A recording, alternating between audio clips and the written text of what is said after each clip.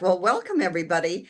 This webinar is intended to supplement our annual report. We traditionally issue an annual report in kind of early to mid-summer, and it contains a lot of information about our work, about our financials and such. And then of course we're out around the church talking about everything we do all the time. But in 2020 or 2021, I guess, during the pandemic, we realized we just didn't have those channels of communicating and, illuminating what we discuss in the annual report. So we started this webinar, which we call Leadership Webinar, to entertain questions and talk a little bit more about our work, about our financial statements and such, and all those things that you see in our annual report. And that seemed to be appreciated during COVID, so we decided why not continue it. So here we are, and we're grateful for your attendance, and we hope it'll be interactive. We're going to entertain as many questions as we can. Please keep the questions to topics that relate to those that we're discussing on the webinar today. And I'm going to turn it over to the Reverend Canon Arlette Benoit Joseph, who is our Chief Church Relations Officer. She's going to moderate our panel today, and I'm also going to ask her to begin this session with prayer. Arlette? Thank you, Mary Kate.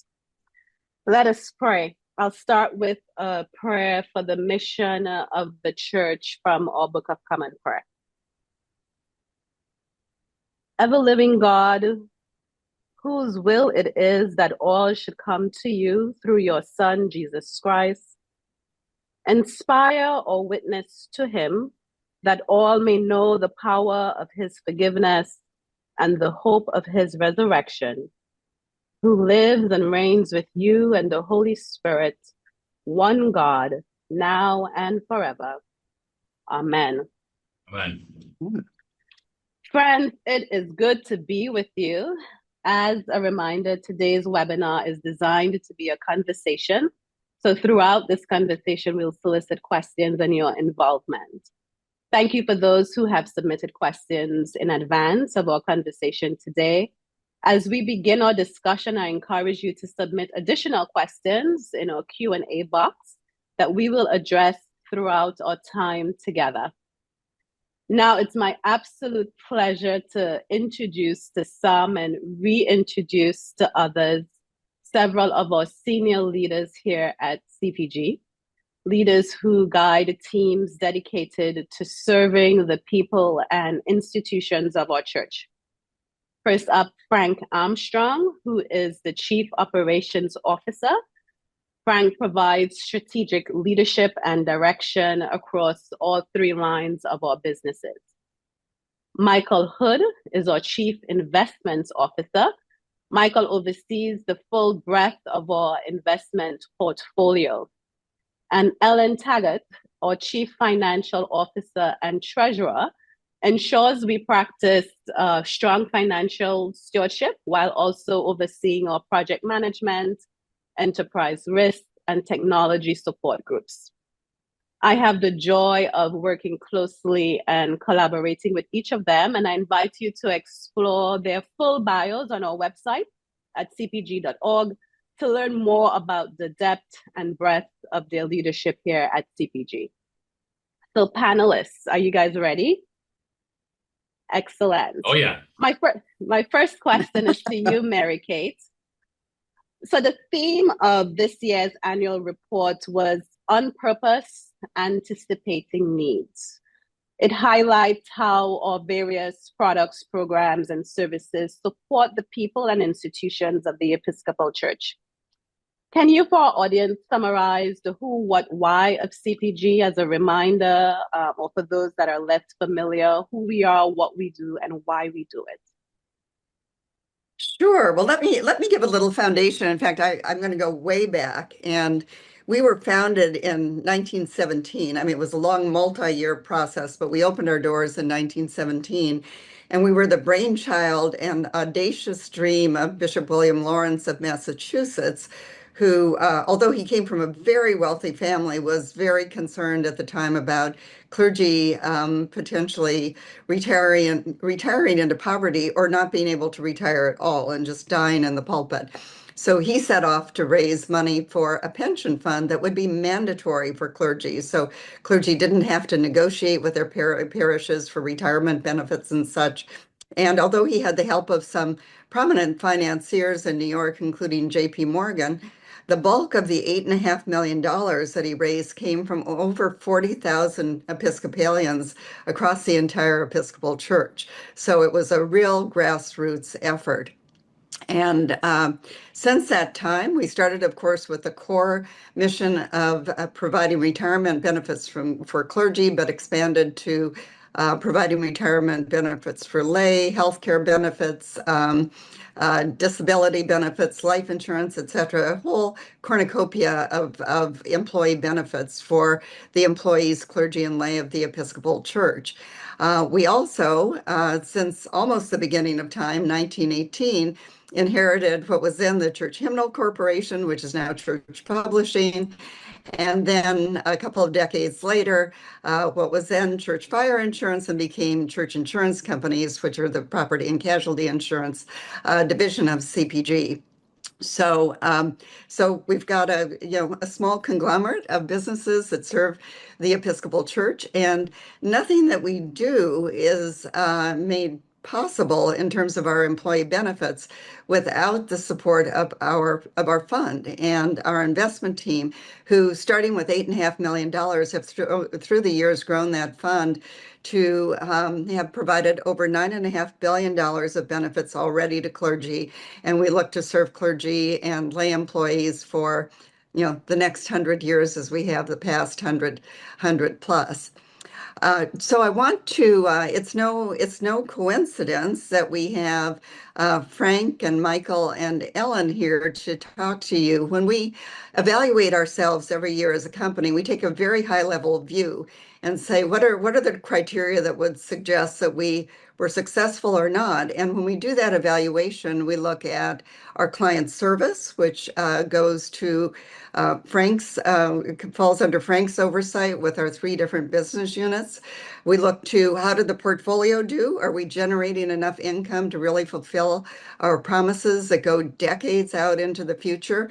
In fact, I tell young clergy, if they're ordained at 28 or 30, you're looking to us for at least the next 70 years. You want assurance that if you meet that 100-year mark, we're going to be there still paying your pension checks.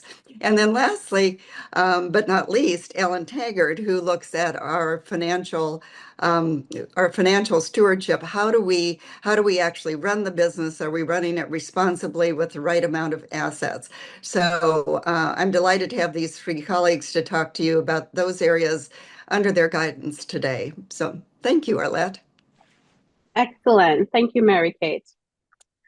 Now I'd like to go to Michael, our Chief Investment Officer. Michael, Mary Kate kind of teed you up talking about our investments. Since the Church Pension Fund's inception in 1917, it has paid out more than $9.5 billion in benefits. That's a very substantial number, one that depends on the efforts of our investment team. Could you please update everyone about CPG's investment portfolio, reminding us about our investment strategy, and explain how we manage market uncertainty or instability? Yes, thank you, Arlette. Hi, everybody. So just to give you the bottom line first, we're pretty confident that the investment portfolio is set up for long-term success. We're confident that it'll be there to support the benefit payments for many years to come. Right now, we've got a little more than $18 billion of investments in the portfolio.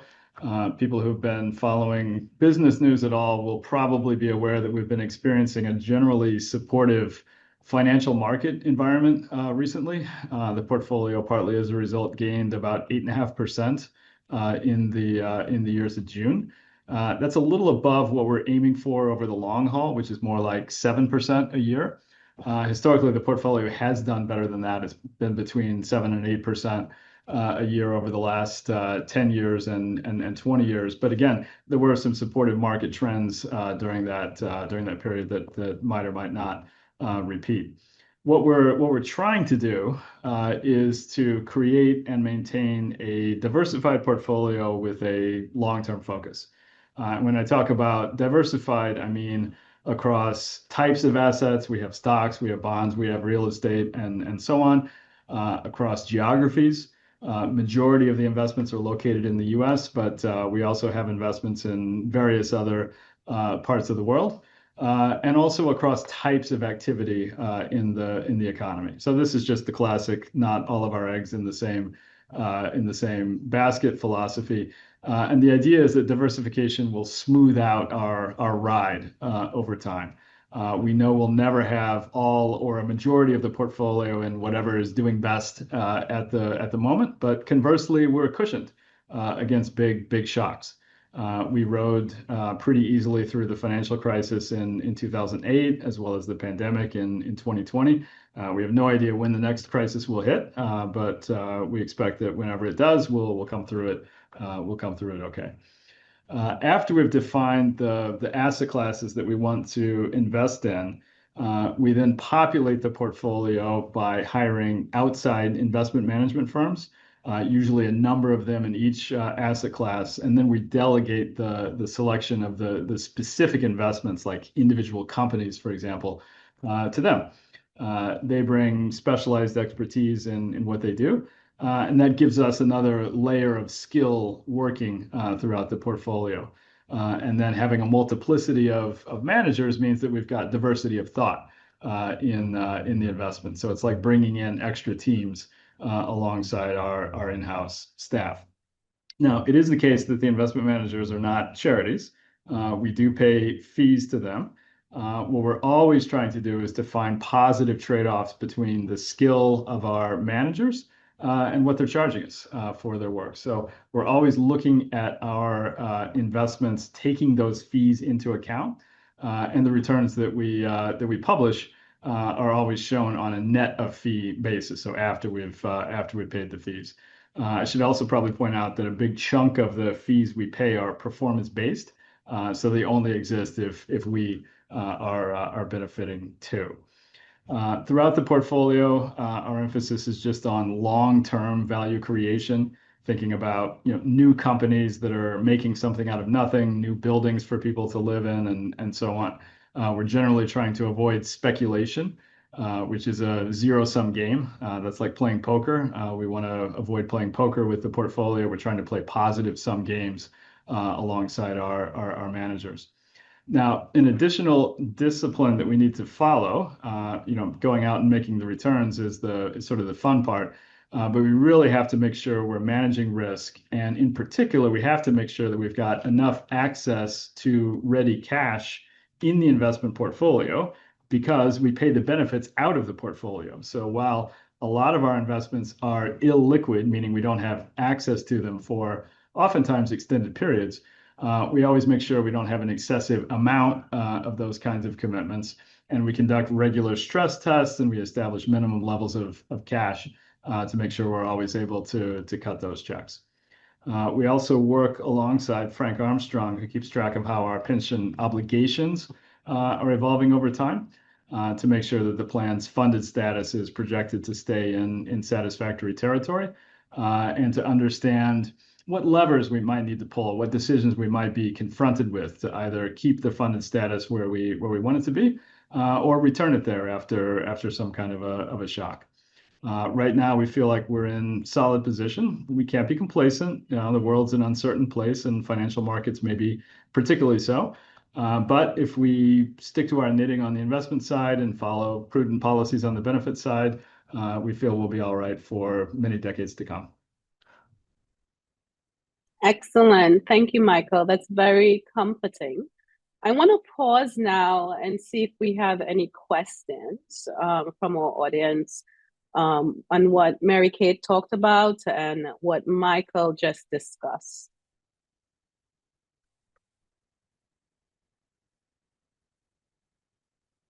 Remember, this is a two-way conversation, so I know you have questions. While you think about those, Frank, are you ready? I am ready. All right. So I'll go to you next while our audience think about the questions a little bit more. I'd like for you to talk, Frank, about, you oversee the 3 lines of businesses. How are they adapting to changes in their respective sectors and positioning themselves to better serve the church? Yeah, thanks, Arlette, and hi, everyone. I guess before I get to that, I just want to more clearly describe our roles. I like to share, Michael makes the money, I wisely spend the money, but I'm only as wise as Ellen allows me to be. So that's, to me, the easiest way to sort of explain, what our roles are. But, in all seriousness, yeah, Arlette, the industry landscapes are always shifting in the businesses that we operate. There's inherent volatility risks. These aren't new things to us. But we take purposeful actions to stay in front of the curve on these things, and first stay connected with our clients and make sure that we're current with the emerging landscapes that the businesses and industries that we operate in. So for us, for CPG, 2025 is a real inflection point for us in terms of where we've been. We've entered 2025 with really strong foundations and systems and processes, people, relationships. And that's because of all the work we've done over our strategic cycle is 3-6 years. And it's really allowed us now to focus on optimizing the expected benefits of all that prior work and mostly adapting more quickly to, and addressing those changing needs of our clients, but also to bring these new solutions and resources with greater velocity to our clients. So one thing this strong foundation has allowed us to do is to really continue our progress on our web self-service. And I'll explain a few things we're doing there. But first, our objectives of this is really to broaden access to all the programs, resources, and things we make available to all of our clients, and then to make transactions easier, make them quicker, make them safer. So it's sort of that 2-pronged approach. It has changed, but it's changed for the right reasons. And with all that, we still, focus on maintaining consistent top-tier client service. We're a relationship organization that's key to us. So we will always have, as long as I'm in this chair, that a way to contact us. We're not, we make things available. We want to make them easy, but if our clients are not experiencing what's expected, call us. We don't want you wallowing in, we want you to be able to leverage what we put out there, but we will still have people here to help, especially with the complex. So I'll just touch on a few things on each business. In the benefits business, we've recently launched online bill payment and presentment. So this about a month ago. We're still in the burn-in period, but this allows our clients, both administrators and individual participants, to see their invoices, their balances online, to make payments online. Again, that's something we've launched. Burning in, we'll continue to sort of adjust and add functionality as we go into 26. For church insurance, we overhauled our entire operating system, and this also has allowed us that was launched earlier this year, but we're on a 12-month rolling cycle as our clients renew on different months during the year. But this also allows our clients that are property casualty policies to do online billing, also claims payments electronically, to view their policies online, the summary, but also drill down and to look into the details. It also allows us greater flexibility to pull different levers when our clients have different needs and to adjust deductibles or other provisions that meet those needs to help sort of balance coverage needs as well as cost of premium. With our publishing business, we've completely overhauled our publishing business over R.D. Stewart's leadership, which is 3 or 4, maybe 5 years now. We've revamped our entire operations, really focus on industry standard best practices, vendor relationships, and filled talent gaps. So again, we're focused on meeting liturgical worship resource needs of our clients and then sourcing high quality content authors for our trade books. I will share that, we've recently launched a new imprint, Divinity and Discourse. This is really publishing academic work, sort of that intersection of religion and other disciplines, things like politics, sociology, and law. And overall, we're really excited about our fall list. We're getting much broader, widespread attention, national media, strong reviews. So there are a lot of heavy headwinds in the publishing industry, with the industry looking at actually decreases in sales. We've been able to have at least modest single digit to mid digit increases, and we look to carry the momentum into 2026. So I guess Arlette, a little bit more on this changing landscapes. They're always going to be changing. It's just the nature of what the businesses we operate. I talked about publishing. We expect even with these headwinds to have still single digit sale increase in sales as we go into 2026. But especially with healthcare and property, it's causing us to really explore new solutions more readily, and some things that maybe were not as palatable or even to consider in the past, they're becoming more necessary to explore. We're in deep conversations with our clients about trade-offs of balancing value with affordability and those sorts of things. These are tough decisions. We want to make sure they're well-informed decisions. With church insurance, on that perspective, we're having conversations about different solutions, approaches to balance that involves different ways of, I call it risk transfer. So what do we pay now? What do we expect to happen? We're modeling out different scenarios for our clients to consider. Again, the platforms that we're on now allow us more flexibility in our product offerings. Couple words on healthcare. I mean, healthcare costs are projected to surge. 2026, what I've seen for large employers, employers that offer healthcare to their employees, 10% plus average increases. The Healthcare Exchange Act, Affordable Care Exchanges are seeing 20 to 25% average increases.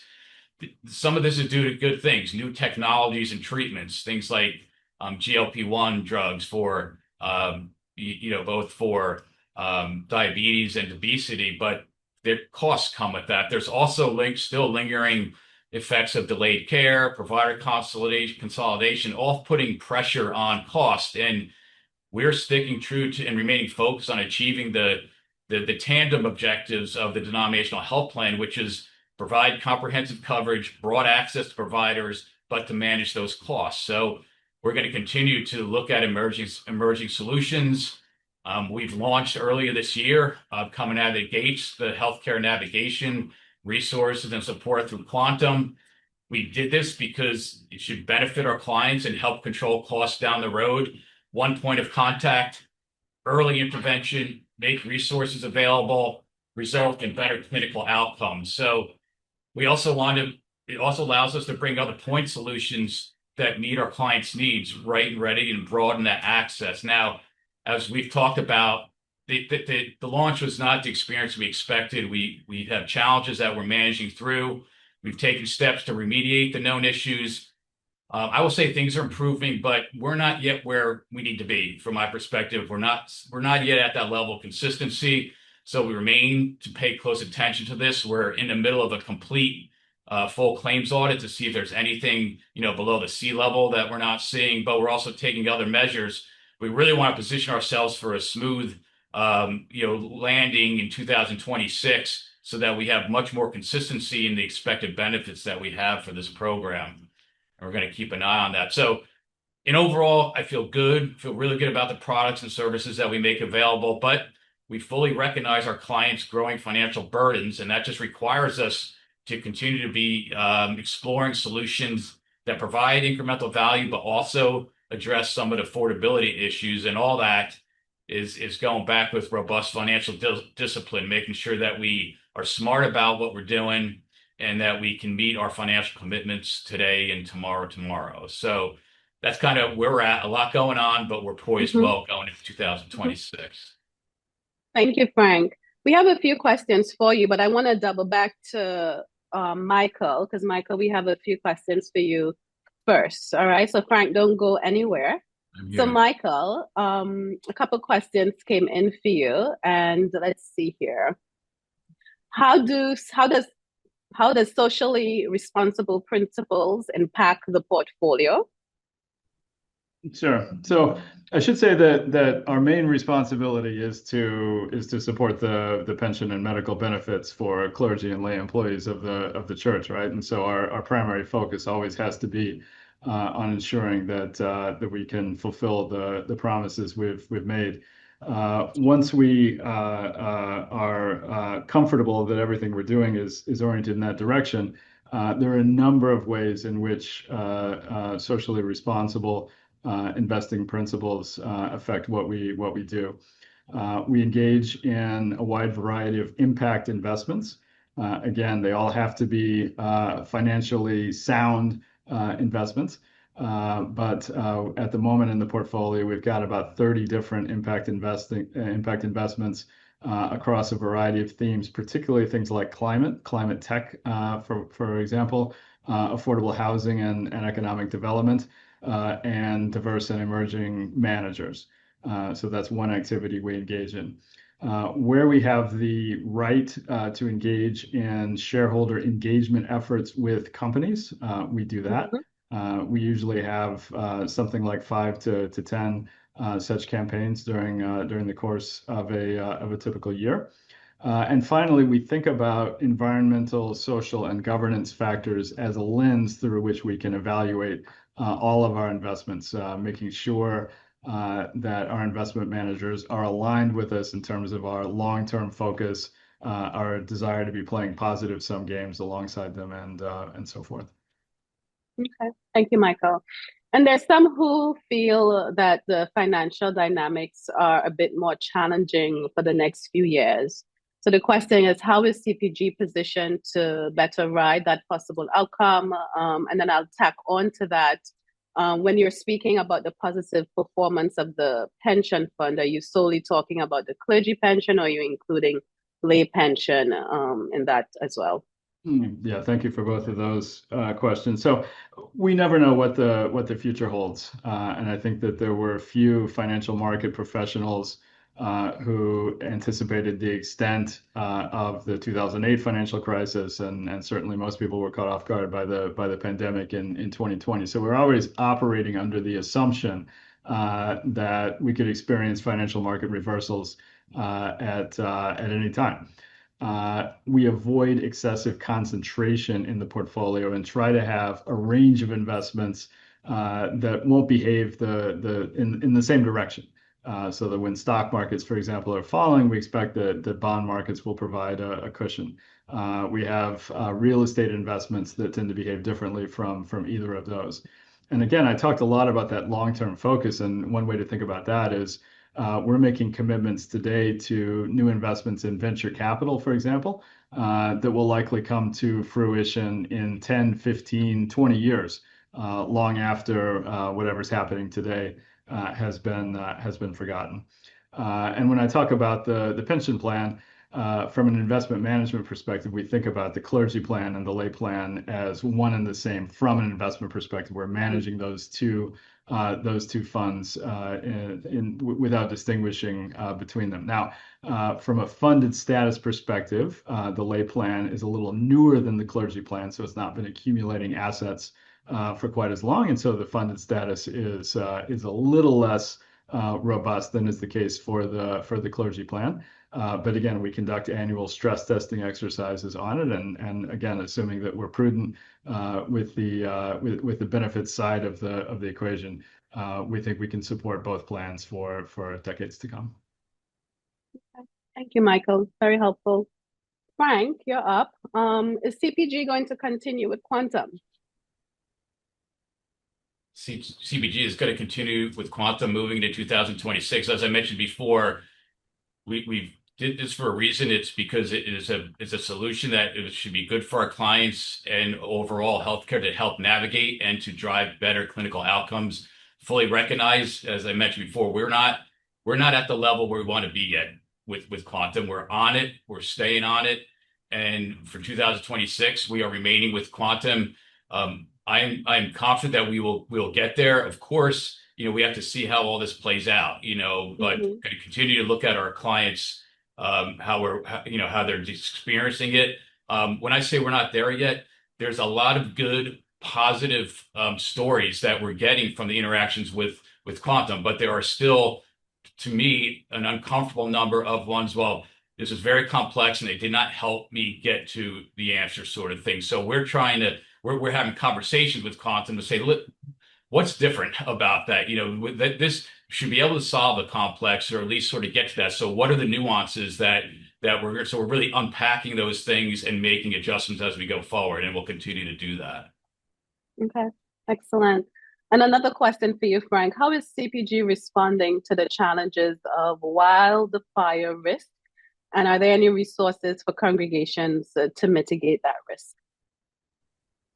Yeah, wildfire risk and broader risk. The short answer is we are doing more work in our resources for risk mitigation and prevention. We're soon to hire a director of loss control that will be putting us in sort of, I guess, upping our game in terms of our people that are out and about, walking the buildings and the surrounding areas, of looking at things that can be done to help when we can't stop the rain from falling, the wind blowing, and the fires, but we can certainly do more. We'll continue to do more to help prevent with that. We have contacts that we'll see who asks a specific one, and we'll make sure we connect somebody with them to make sure that they understand what we're doing in that space. Excellent. Thank you. All great questions. Thank you for engaging with us. All right, Ellen, I haven't forgotten about you. I'm shifting gears slightly to you. As CFO, you wear many hats. You help the organization stay disciplined about spending and project management. You oversee our efforts to identify and mitigate enterprise risks, and also our technology group. Can you discuss enterprise risk management at CPG and perhaps share an example of key enterprise risks that and what we're doing to mitigate them? Sure. Hello, everybody. So let me talk a little bit about enterprise risk, and I'll try to explain what it is to people as I describe what we do. But I'll start by saying that the senior management team here at CPG, not only the people on this screen, but are the rest of the executive team, and then all of the managers at CPG take enterprise risk very seriously. It's integral to what we do. And so what it is that we apply a very disciplined, systematic approach that permeates the organization, bottoms up and top down. And it is about identifying and assessing risks that could prevent us from doing everything that Mary Kate and Michael and Frank have talked about, right?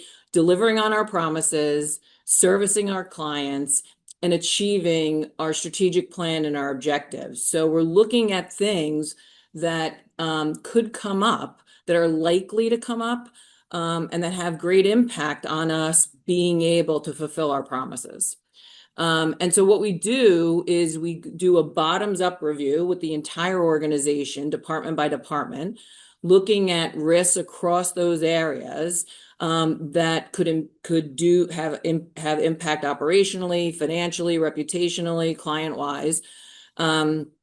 We assess those risks, we determine the impact and the likelihood, and then we come up with plans to prevent and mitigate.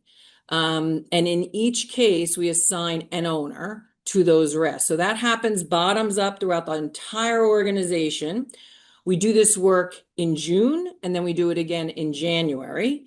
And then with the next step, June and January in that process, is a top-down approach. So what the senior team does is we look at those risks that have come up from across the organization. And what we see is themes, right? We typically see that what's a risk in one area is likely to be a risk in another area. And then we also look across the impacts and the likelihood. And so the top-down analysis is, what are the most significant risks to the organization? When we really think about enterprise-wide, sort of what are the risks that are going to keep this executive team, quote unquote, lying awake at night? And so we then identify those risks as principal risks. And again, in June, we do that exercise and we use it as input to our strategy and our planning. So we, in those plans that we come up with to mitigate and prevent these risks, we have to make sure that we have the right resourcing, the right priorities, the right work in place, whether that's in sort of day-to-day work or whether that's we've got to invest some money so that we can prevent and mitigate those risks. And then in January, when we do the review again, we look at it from an assessment monitoring standpoint. Do we need to, 6 months later, do we need to add anything? Has anything changed? In many cases, we do the work that's needed and we're able to remove the risks from that bottoms up or even from that principal risk. That's an explanation of sort of what we do and how we do it. One of our 6 principal risks right now is around data privacy and security. I would think that would not be surprising to people on this call, right? We live in a world of cyber attacks. It's becoming more and more common from what we hear every day. And I'm sure everybody as individuals has experienced some kind of potential scam personally.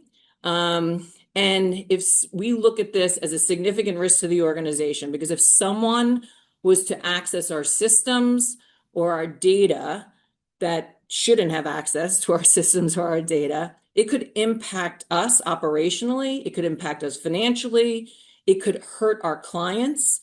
And so one of the biggest areas there is the data, right? And we look at our clients' data as an asset. And we take serious precautions to make sure that we're safeguarding that data that you've entrusted us with. The other thing that adds to this risk is that AI, which we all keep hearing about in this very positive light, has created opportunities for the hackers.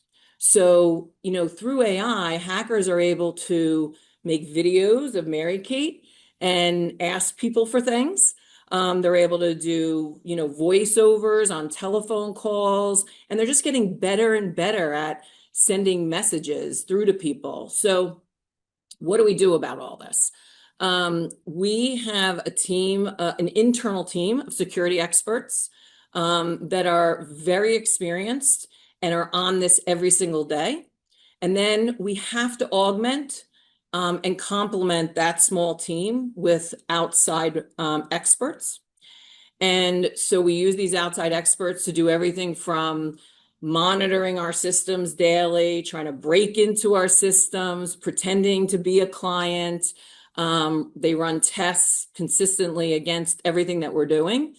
And then we use that information to understand our vulnerabilities and our gaps so that, again, we can bring that back up into the prevention and the mitigation. The other thing that we do is we overarching follow a framework that is from a very reputable federal agency with the Department of Commerce. And it is kind of a best-in-class framework to follow. So using these third parties is one of the recommended ways to prevent and mitigate. Frank talked about using third parties for servicing and for the way we interact with clients right now with online billing and with certain tools that we use. And so there, what we do is we scrutinize these vendors before we even decide to do business with them about their security and about how they monitor and prevent security and what they do when they identify that they have an issue. So we will not even engage with a vendor until we go through that level of scrutiny. And then we monitor those vendors over time once we engage with them and contract with them. We do lots and lots of education with our clients and our employees. And then, as many of you know, we have implemented a few years ago two-factor authentication. I know that that's a pain in the neck for people, but it is an absolute needed, regulated, required layer of support to prevent sensitive information from leaving CPG and getting into the wrong hands. It's for your personal protection of your data and financial information. And so that's an example of something that we invested in a few years ago and continue to roll out as a prevention mitigation to this issue and this risk. So let me pause there. That was a lot. That was a lot. Thank you. I love how you touched on AI because it's been a buzzword for several years. Even if we think we're not using it, we're using it, right? I'm wondering if perhaps you, Frank, could share a little bit about how CPG is approaching AI. Yeah, sure. So did touch on it as could be a negative towards us, but we actually also think that there's lots of opportunity with AI. So separately from this risk, but thinking about it within the construct of this risk, we launched a team here at CPG about a year ago, a cross-functional team and we put in place, again, with guidance from outside experts, a process by which we are generating ideas on how we can use AI to be more efficient and more effective in what we do, but to do that in a way that demonstrates good financial stewardship and also manages the risk, right? So it's a balancing act. And that cross-functional team generates these ideas from around the organization, and they go through a very, again, rigorous process to assess the feasibility, what the return might be, and then the risk factors to even trying out this bit of AI. And then once we go through that approval process, we go into a pilot stage that has very specific success metrics. And if the tool, the use of AI clears those hurdles, then we consider, can we now put this tool into production and actually use the tool? And so we are running right now with upwards of kind of 60 use cases, ideas in all stages of our due diligence and review. And maybe Frank, you want to talk about some of your areas, what you're seeing the benefits and the opportunities with AI. Yeah, sure, Ellen. So we're focused in on using Gen AI tools to first and foremost help us with our operational efficiency. That's where our current focus is at. So I'll just give you a few examples. Knowledge access. We have a bunch of centralized policies, years of documentation around our different plans, how-to guides that our representative use. We have all that sort of stored centrally, within our walls. So we're using now, we're in the pilot stage, and it seems to be very, a positive so far, that allows our representatives to use a chat, just use sort of normal natural language to have better access to that knowledge. So rather than having to pull up different how-to guides or other things, just with which natural language, ask something, come back. So that helps save time, gets more consistent, accurate info sort of thing. So that's something that we're, in piloting right now. It looks pretty good. Another thing, sort of basic but simple, just enhancing our internal search for that same thing. We have a bunch of, historic documents, and if somebody's looking for a very specific thing, so it can take some time to find that. Now we're using, an AI tool that can zone in again within our walls and find something, not only to document but point to where it is. So it just saves a lot of time for people searching for things. Example on publishing. With publishing, we're constantly looking to stay ahead of the curve there, and there's a lot of tools that I would say like streamline the production cycle. So things from copy editing to proofreading to indexing, all the way to binding, books. That there's tools that are in different parts of that piloting stage right now. So all things I'm just trying to make, our operations more effective, so we can spend our time on higher productive, higher value add things. Excellent. Thank you. Now, before we take some additional questions from the audience, Mary Kate, I want to turn things over to you for some remarks about a pending retirement of someone very, very special to us here at CPG. And would be very familiar to many of you in the church, or their friend and colleague, Dr. Matthew J. Price. Mary Kay? Thank you, Arlette. And incidentally, speaking of retirement, before we get to Matthew, who I'm delighted to speak about, we have, I know in the audience, in addition to current employees and trustees, we have some retired CPG leaders and some retired trustees. And I'm not going to embarrass them by calling them out, but do know that we're so grateful that you've joined us here today, too. So Matthew Price, who is very well known in the church, and we're going to play a little video so it'll just affirm how well known he is in the church.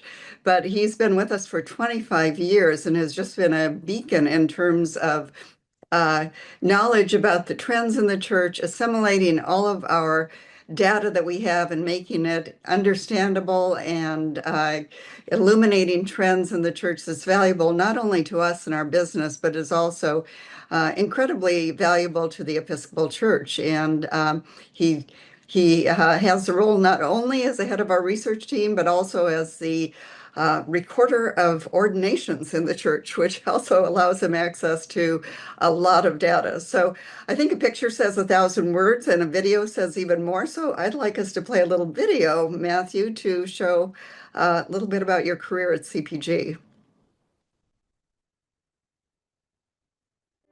Matthew joined CPG about 24 years ago, before a research and data team even existed. They put him in a closet by himself, and he evolved all of his ideas into what the research team is now. So Matthew Price leads our research group, our very talented research group. He is a rock star out in the church. At the same time, brings these really deep, wonderful insights that people crave. Matthew has had a profound impact because it's helped the church understand itself, and it's helped CPG understand the church. Matthew has deep and abiding relationships. Everybody knows him. He's practically a household name if you're a clergy person or somebody that's interested in the numbers and the trends in the church. He always makes it interesting. So we too have a movie. I did try to get Hugh Grant to play in the movie, but he'd have to have me instead. Matthew's legacy at CPG will be one of curiosity, challenge, a respect for diversity, not only diversity in how we look, but how we think, of high fashion, great humor, and a taste for not so great music. He brings a lot of levity without ignoring the hard things in life. I think Matthew is valued as a wise counselor, held in high regard for his scholarly abilities, for his diligent work over the years of collecting so much data and finding ways to share that data back with the church. I think Matthew will be remembered as a deeply faithful Episcopalian who, in a time of uncertainty, could take data and make a hopeful story with it. Matthew's someone who people trust, who people know. Hello, good evening, and welcome. If I could thank Matthew for one thing, it would be being a faithful servant to the church, being a teacher to me, being a challenger to me, being a great colleague, and helping us all do better work. Thank you, Matthew, for being such a wonderful colleague, a friend, a fellow church nerd who loves data, who finds the humor and the joy in the midst of all of it. I'll miss talking to Matthew every day. It's been an honor. I would thank Matthew for his faithfulness to this church and to the world in which we live. Matthew, congratulations. You think you might be retiring, but a lot of us have plans for your retirement. God bless you. Is there anything else you'd like to add? I think I did that one okay. I don't think I can improve on that one.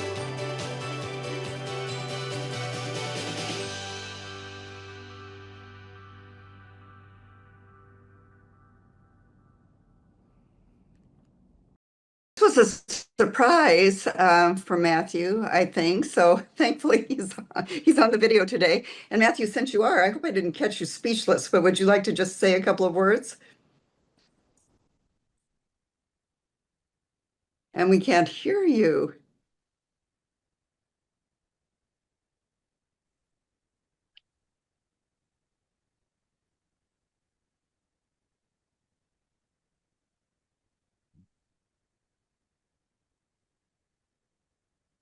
Seems like he's truly speechless for the first time.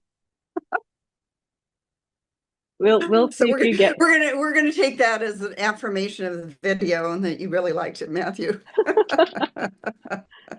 Thank you, Mary Kate, and thank you, Matthew, for your dedication and your service to CPG. You would be missed tremendously.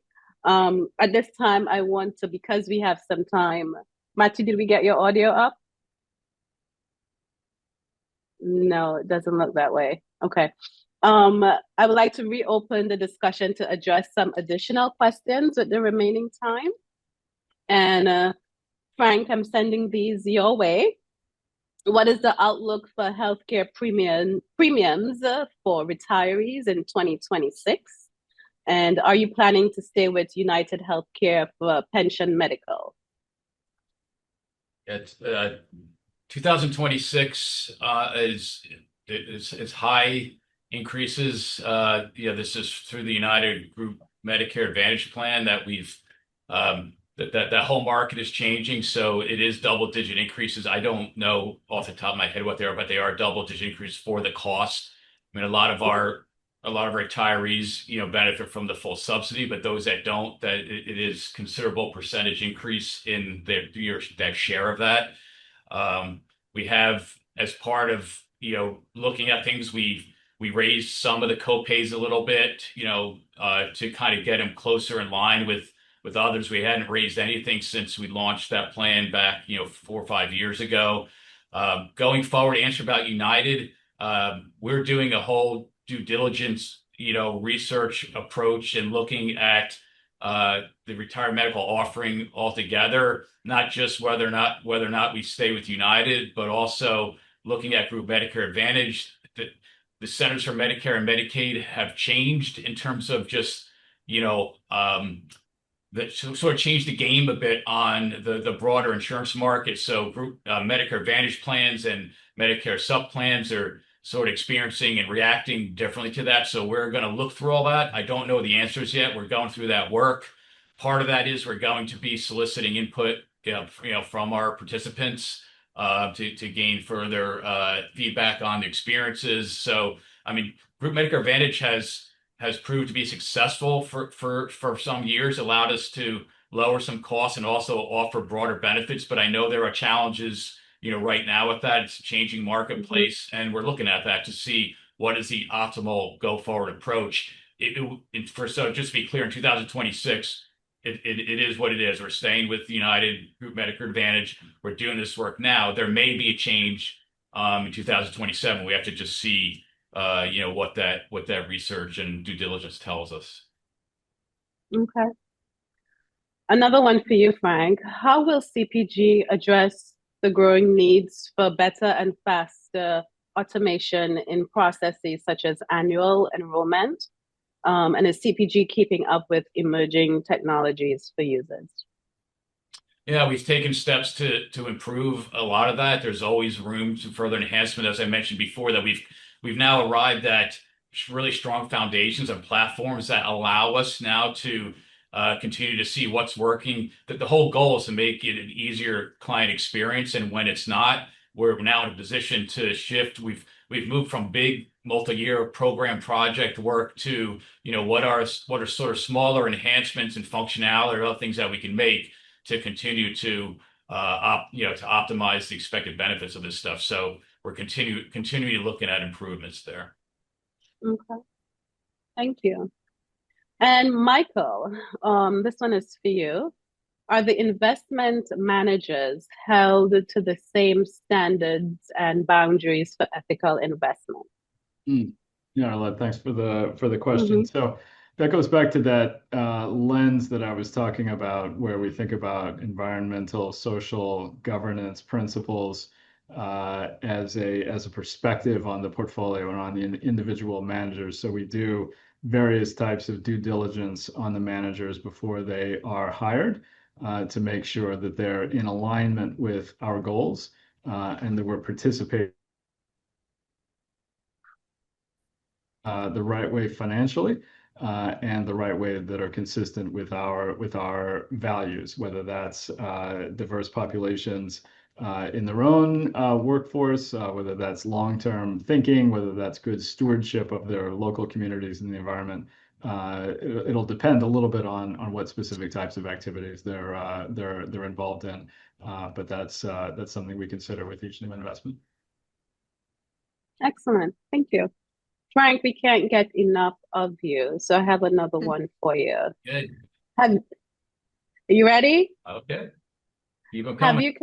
All right. Have you considered offering Medicare supplement plans rather than Advantage plans? Yeah, that's something. Yeah. Mhm.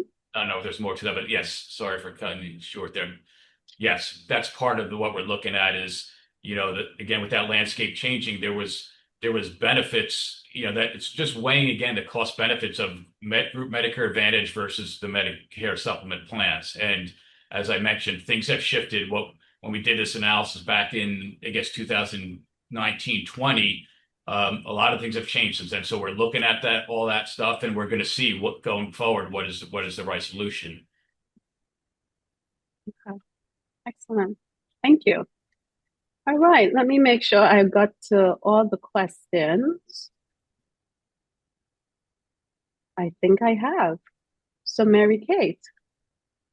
Well, thank you everybody for joining us today. I think you can tell that we love to talk about our work, and we also love to be out in the church hearing from all of our stakeholders. So I'm particularly grateful for the time that you've spent in the middle of the day during Thanksgiving week to join us. And any questions that we might have missed, we're certainly going to be considering and giving serious consideration to. We hope to keep engaging with you both in person and online. This event is going to be, or has been, recorded and is going to be available on our YouTube channel. And we also hope that you'll follow us on social media. So we're on LinkedIn and Instagram and Facebook and all the usual suspects. So we'd love to stay in touch via social media as well. And if you're not a client and don't have regular access to the information we put out, you can also access a lot of our materials at cpg.org/stay-connected, cpg.org/stay-connected. So we hope that you do that. But anyway, I want to thank the panelists. I want to thank all of our current employees and current trustees who are participating. And I would like to thank all those retirees I mentioned, and Matthew, and all the rest of you, and wish you a very safe holiday week and a very, very happy Thanksgiving. Thank you, Mary Kate. Excellent. Thank you. And thank you for the wonderful surprise, which I was completely not expecting. I was ready with all the ordination and retirement statistics that you could call for. So finally, Matthew finds his voice. Just in time. Just in time. All right. Thank you, everybody. It was a delight to be with you. Bye now. Thank you. Bye. Happy Thanksgiving. Thanksgiving.